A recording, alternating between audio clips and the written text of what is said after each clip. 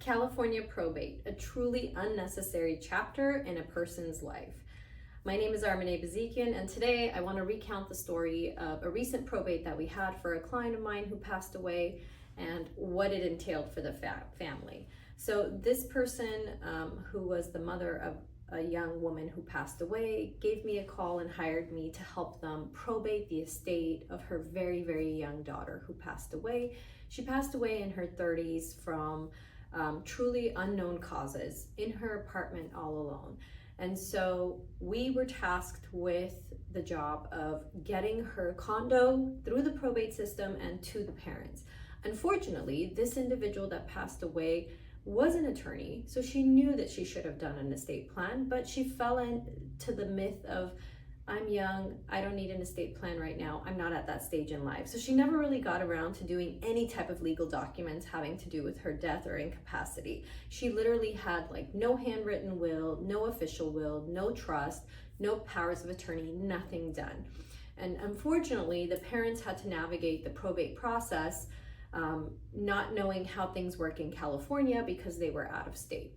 Long story short, she had assets in her name that we had to probate, which we did, but the story is unnecessary, right? We could have done everything very easily had she put together an estate plan with a couple of $1,000s in creating the plan, a couple of $1,000s for administering the plan. But instead, this young woman's mother was tasked with the job of being the administrator for her estate, alongside all of the emotional distress and heartache that came with mourning the loss of the only child that they had at such a young age from unknown causes medically.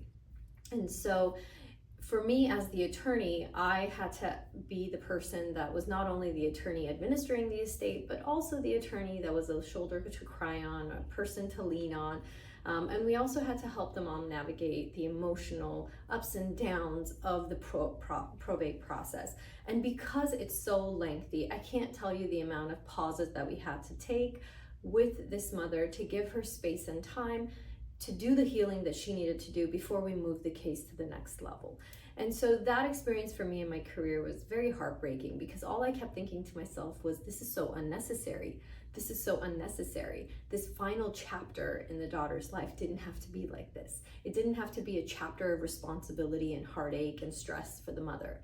And so my advice to everyone is, don't fall victim to the myth of thinking that you're young and you're invincible and nothing's ever gonna happen.